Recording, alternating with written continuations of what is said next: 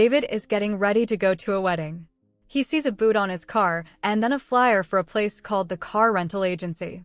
David goes to the given address and enters a large warehouse with only 2 people. They're called the mechanic and the cashier.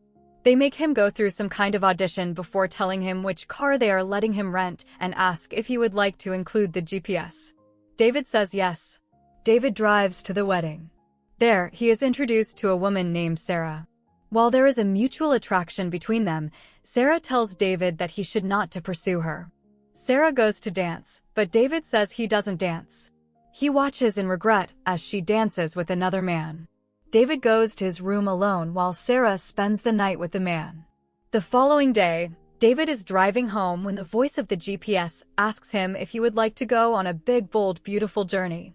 David is hesitant, but the GPS convinces David to say yes. He is made to stop at a Burger King, where he runs into Sarah again. They chat more about relationships.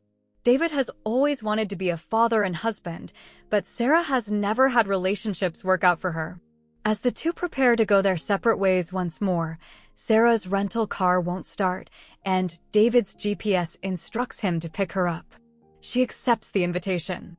The 2 drive off until the GPS makes them stop in the woods and walk up to a big red door that just happens to be in the middle of the area.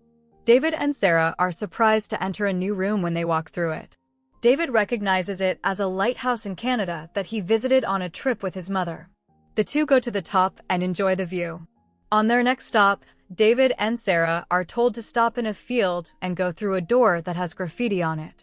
When they walk through it, Sarah knows they are in her favorite art museum that she visited with her mother when she was still alive. The security guard there allows Sarah to take a flashlight and explore the place after hours. David and Sarah look at a painting of 2 people sitting down with a brushstroke covering their faces, which was her mother's favorite.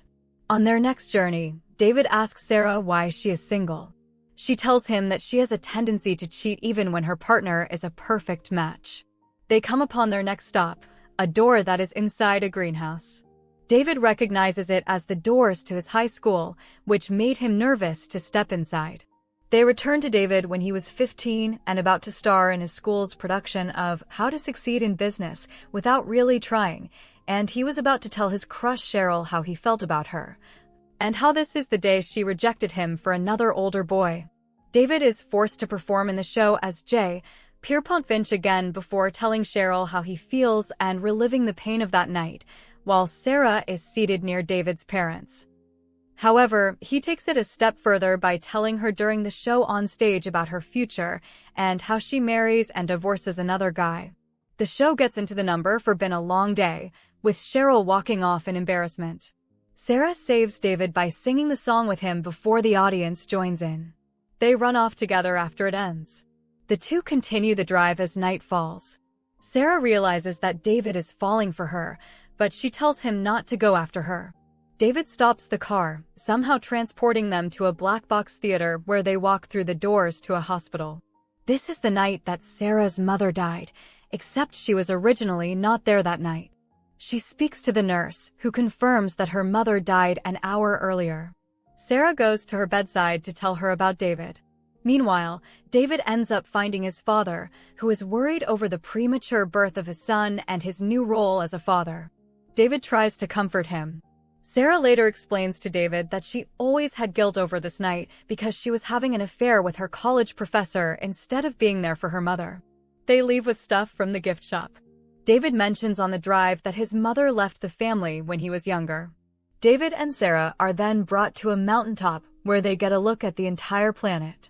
They talk about what it might have been like if they had gone to the wedding together before they share their first kiss.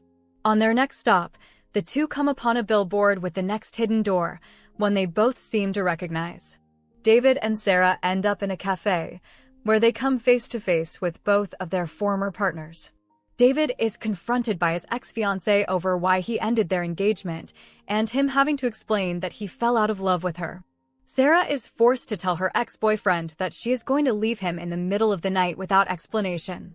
They all end up at the same table, where David and Sarah have to admit their shortcomings to their ex-lovers. Back on the road, the car gets hit by a deer. It then breaks down and catches fire after David and Sarah get out.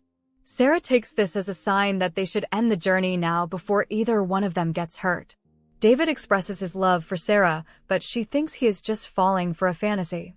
The two take separate rooms at the nearby inn. In the morning, David and Sarah are surprised to find that the car has been fixed by the mechanic. David drives Sarah back to her car and they part ways. Their cars then guide them to two final doors, which lead them to their childhood homes. David finds himself in the position of his father, going to comfort his 15-year-old self after Cheryl's rejection and spending the evening with him. Sarah is 12 again and relives a pleasant memory with her mother. This gives both of them some needed closure. David goes to return the car.